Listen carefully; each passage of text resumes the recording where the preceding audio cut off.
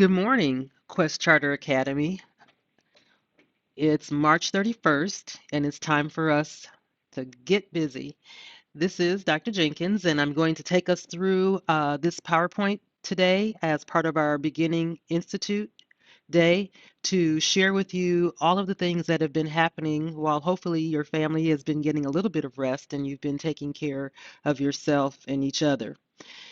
Today, we're going to just go through some of the different things that this COVID-19 emergency has caused us to have to handle for academic reasons and emotional reasons, and just being what we need to be for each other to get our students back into a learning mode and a daily ritual. There are a lot of resources coming out, a lot of information coming out, and I've compiled those things coming from Illinois Principals Association, coming from the governor's office, president's office, ISB, just all the different organizations that are putting out information to help school agencies to get through this dilemma. I have combined those sort of resources and ideas into this presentation for you today to give you a overall summary. ISB is coming out with the most direct initiatives and recommendations, and so we are following those guidelines as they unfold to make sure that we are in compliance. So today we will go through the ISB remote learning recommendations, then we'll get into Quest's e-learning plan, then I'll go into some other considerations, and finally one of the things that's not listed here, but we will discuss our resources. So getting started with the Illinois State Board of Education, they are, along with all the other agencies, acknowledging that our students, families, schools, and districts are very diverse. And we know that as a charter school, we are still being allowed to have the supports that we need and to sort of put our plan together that works best for our community as we build this remote learning plan. It just needs to meet uh, specific local needs, and we are, to the greatest extent of our ability, trying to minimize any negative effects that that will have on our students and families as we continue to move through our educational process. One of the things that we know is that you've heard a lot of definitions out there. So remote learning days must have these following items included in them. Schools must conduct instruction remotely, which is the obvious, right? And then once we declare that we are starting our remote learning days, those days will be implemented as our usual school calendar days. And I'm not going to get into what all that means, but it does mean that we uh, will not have to add days on at the end because we'll be implementing those days that we're using as our remote days as a part of our regular calendar days, and that is being implemented in grades pre-K through 12 as we go through this process. And also, as I mentioned, those are going to be counting as attendance days for calculation of our regular school term. So that's good news to most of us that we're not going to be adding days on the back end. Also, each school or district is able to utilize 5 remote learning planning days. It takes planning to get these plans up. And while your families and you have been on break, we, as the administrative team, have been taking a look at how we can get this unfolded without causing such a ruckus, but just to move through it smoothly and making sure that families are communicated to, staff is communicated to, and that we're able to unfold our learning plan as readily as possible. So, in the fact that ISB and the agencies do allow you to have 5 remote learning planning days, we are using those starting tomorrow. You can see that you can do those consecutively or you can do those in separate increments to develop, review, or amend your learning plan days. So I'll get into what that means for us as we do our quest plan in just a bit. Remote learning planning days again will be deemed as pupil attendance days for calculation of the length of a school term. And I keep saying that so that you can take out of your minds that we're going to have to, do a lot of extra days at the end of the year. All the days that we are implementing will count towards our 185 days. And for us, it's 202 days. Each remote learning plan has to address the following, and I'm going to go through these because this is very important. This is the gist of the whole plan that we have created. The first bullet shows you that accessibility of the remote instruction to all students enrolled in our schools is necessary. And so when we get into the quest plan, you'll see that we've made that possible. The second bullet here, uh, remote learning activities need to reflect the state learning standards. And when you have your session with Barb, she'll get into what that means to make sure that we're still making sure that we follow all of the state standards in the projects and lessons that we provide for students going forth. Also, we need to make sure that there's a means for students to confer with an educator as necessary, and our IT director, Mr. Downing, has made sure that students are all going to have the equipment that they need to be able to converse with you, their educator. The next bullet is a little bit unique because it just talks about all of those other populations of students that we are responsible for educating, and that includes our special education students, our English language learners, our homeless, all of those students that are vulnerable to not being able to participate in this mode of remote learning need to be addressed, and we need to have a discussion around how we're going to make sure that we still meet all of those needs of all of our students.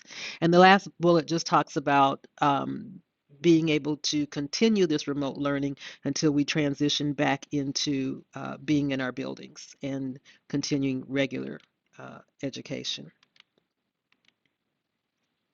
So those are some of the highlights of what the plan talked about. There's pages and pages and pages of documents that you are able to read. I'm happy to provide those to staff that are interested. Most documents are over 60 to 80 pages long, and there are executive summaries for all of them. But the highlights that we just went through are the items that are going to affect us as we have created our plan. So what is Quest Plan? Quest Plan is been put together in phases. April 1st, starting tomorrow, when you're hearing this through the 7th, students will continue to work on packets. And we have put together packets that were mailed prior to spring break. I'm sorry, let me reframe that.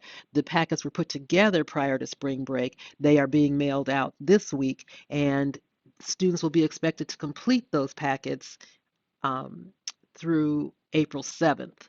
And that's considered our phase one, where students are able to have hard copies of paperwork that we have deemed necessary for them to complete to finish their particular grade levels. So those packets, when we return, will be expected to be completed and returned to their mentoring teachers. Then starting April 6th and 7th, we will have distribution of devices.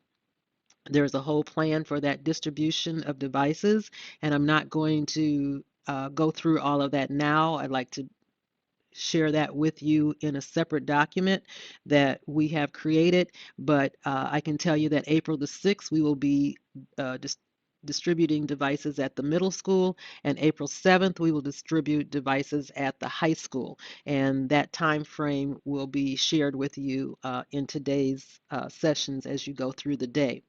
Then on April 8th, we will through further notice, meaning that we just heard the president last night say we were going through the end of April. We are going to be, I'll be on a call this morning at uh, later to talk about what that looks like.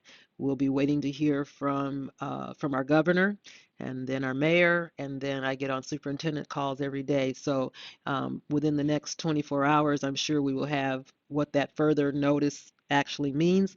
Right now, it's looking like for sure we're out through April 30th, but we'll get that confirmation and be able to share that with you. So from April 8th until further notice, we will be on then phase three, our remote learning plan. So again, phase two, April 1st through April 7th, we will be working from 8:30 to 1:30. So the expectation starting on Wednesday is that all staff are engaged with students virtually from 8:30 to 1:30. And this can mean that you are working with emailing students. This can mean that you can reach out and call your mentoring group. This means that you are not starting any type of a virtual classroom, but you can still reach out to students and say, welcome back from spring break, and that you have expectations for them to be working on the packets that they receive in the mail. And you can also let them know that if for some reason their packet comes back to us and we had a wrong mailing address, then Elite will be delivering those packets to them to their homes. So just let them know not to worry if they don't receive their packet in the mail for whatever reason. All they need to do is to call the main school office numbers and let us know. And if no one's answering, send an email and we will get those packets delivered to their homes. And again, students should be told, and they will be through robocalls and on our website and Facebook, that they can reach out to you, but the expectation is that you start to reach out to them. You'll also need to keep a log of these calls that you make and connections that you make so that we can document time spent from 8:30 to 1:30. Again, during this phase, teachers, you have time to plan lessons, prepare for the e-learning, and then, like I said, work with students through email only as office hours, and it has their keep a log. When you have your session with Barb again today, she will be able to share with you and answer specific questions around curriculum that we are expecting you to complete with students. So talk a little bit about the distribution of equipment. This is a major piece of our plan, obviously, and so we needed to make sure that we took the time to do it correctly and to make sure that everybody had time to ease into what this is going to look like and what this is going to mean, because it seems like we'll be doing this for just a little bit. So April 6th, as I said, we will be delivering or distributing middle school equipment. That's everything from the Chromebook, the case, the what else do we need to do? If anybody needs Jetpacks because they don't have Wi-Fi, the chargers. So any equipment that has to go out will go out on the 6th at the middle school. And you can see that the high school will receive theirs on the 7th, again from 8 to 3. We have a plan that will be shared with families that gives them the specific time that they need to show up to get their devices. We'll have buses running to help get families to the school because they do have to have a parent with them to sign off on all equipment so they can see how they received it so that we can get it back the same way. So if you're not familiar, these jetpacks allow for students that don't have internet at home to be able to still have that Wi-Fi that they need to utilize their devices from home. Um, we will be running these things in the gyms of each school so that we can keep our safe distancing away. But administrators will be handling that with the support of Elite and Chief Blair. So that plan is in place. Nothing that staff you need to support us with. We need to keep our numbers down to, it said 10 and under. So we'll make sure that we do that.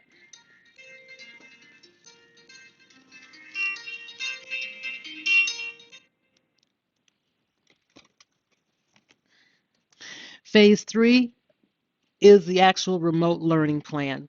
This is going to start, as we said, on April the 8th until further notice. So that means we'll start on the 8th after all equipment is handed out.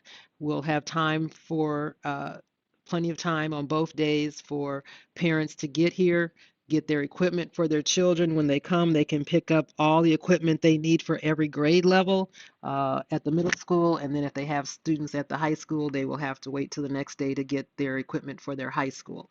But there will be plenty of time for parents to get what they need for their students on those 2 days. We will then begin the remote learning on the 8th. So today's institute is for you to work with Robert and Barb on making sure that you have your classes set up to be able to begin your remote learning on this April 8th. You can see that the daily schedule is going to be Monday through Thursday, and staff will be expected to be working from 8:30 until 1:30. Everyone, including students and families, will be told that lunch will be from 12 to 12:30. In between each of your blocks of classes that we have put the schedule together for, there's a 10-minute break between there for students and for staff to be able to prepare for the next class. And this particular schedule, we need to make sure that we're clear. Mondays and Wednesdays will always be A days, and Tuesdays and Thursdays will always be B days. So that's a little bit different. You need to lock that into your um, framework of planning and help students to begin to understand that in order to be in the right remote class, they need to think of what day it is first and know that Mondays and Wednesdays, again, are A days, and Tuesdays and Thursdays will be B days. On Fridays, we'll do a little bit different. Fridays will be for teachers to plan, for teachers to do their mentoring and tutoring.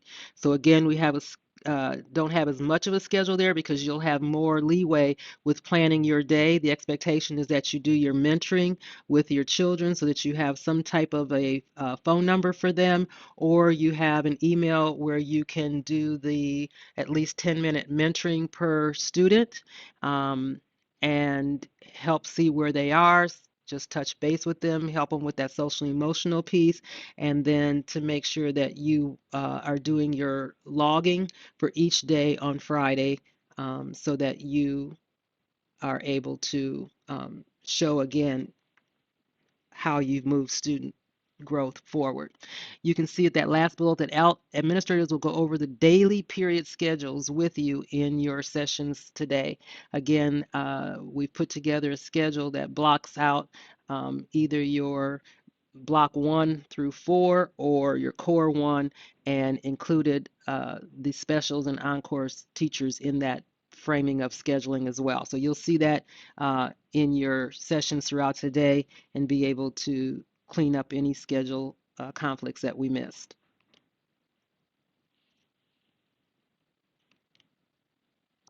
There are other topics that I'm sure that are on your mind that you would like to discuss, and we are happy to do so. It's just hard for us to go through so many things at once.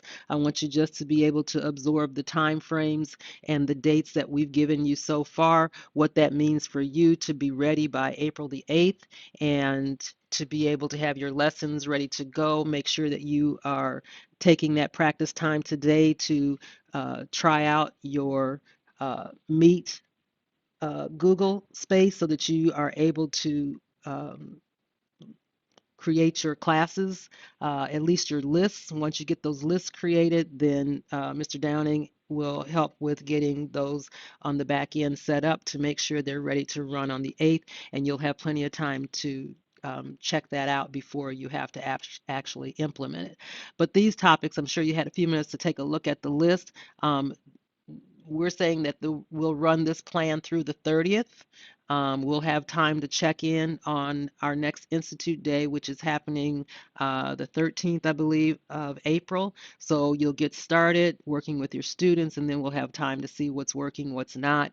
So let's all stay positive and do what we can to move through this as easily as we can. We've also placed a Google Doc where you can put your questions for today.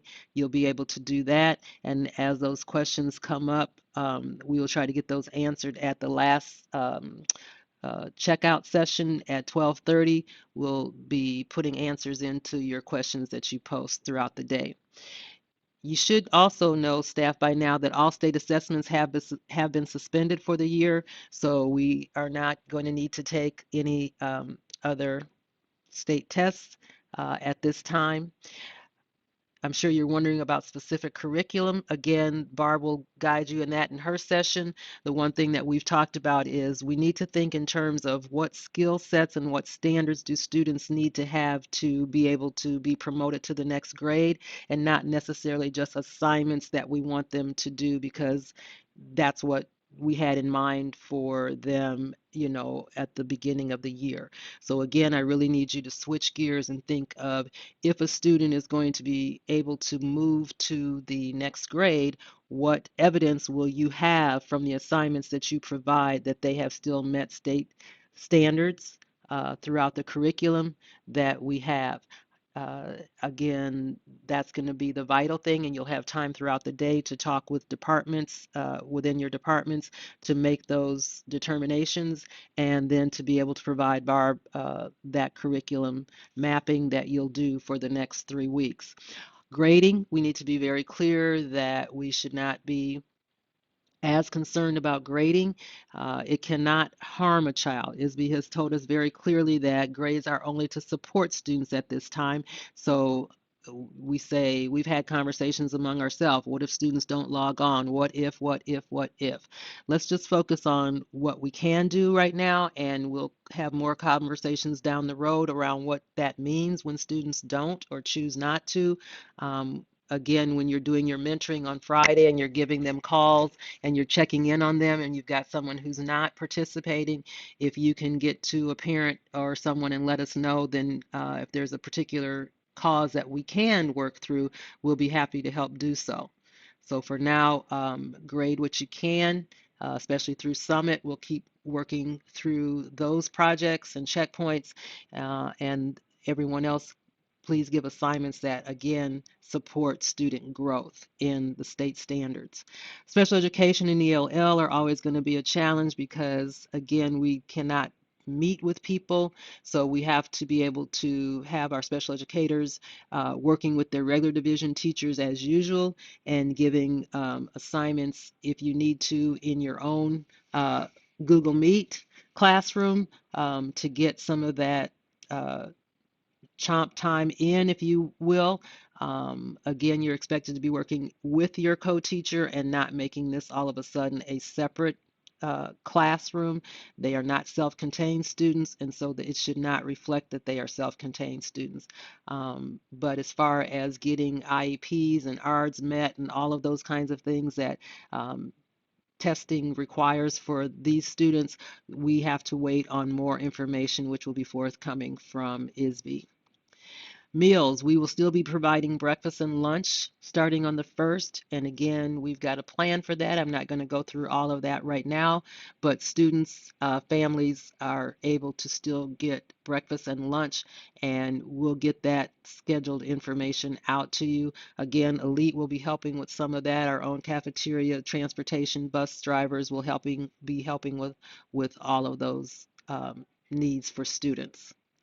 And if there are any needs that come up with your own technology, uh, Mr. Downing is prepared for you to still be using the help desk tickets as usual, and you just need to share that with him, and he'll be working as quickly as possible to meet those needs, as well as letting students know from your mentoring groups that if they run into trouble, we would rather they come through you so that we can get the exact student's name, we can get the exact challenge that they have, instead of getting emails that might not make sense if a student puts it in. So once we get the devices out, we're asking staff to be able to help direct students to you as their mentoring teacher to help us understand what those challenges are, and then we will work through you to get back to the family. Hope that helps to clarify some of these other topics that are out there.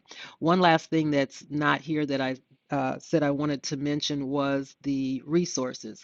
There are tons and tons of resources that have been provided to us through various agencies, again, just in terms of how to work with students, how to utilize free materials that are out there Um, and so we want to be able to provide some of those things for you, but we also want us not to get sidetracked and only use those items. We still need everyone using the curriculum that has been developed if we're going to get the growth that we need. So such things as the Khan Academy, IXL, all those supplemental supports that we use are still very much expected to be utilized. And Barb, she will be able to highlight some of the specific resources that we will be utilizing. One of the things that we found very helpful is that we've been offered the free yoga classes. Our instructor that has been working with us has offered some of those free yoga classes online. And so when students actually at the middle school and high school go to their PE classes, they will be able to utilize some of those sessions um, via their devices.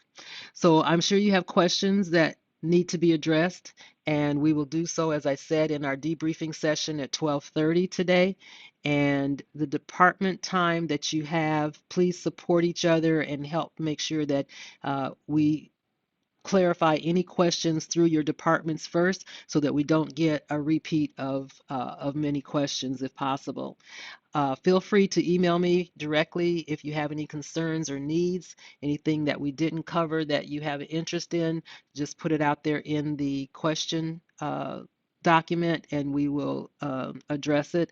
And please know that this was just a quick overview. I have many different documents that we'll be sending out that you'll be able to review uh, yourself on your own time through email. Thanks for your professionalism, and here's to a new way of learning and doing. Have a great day.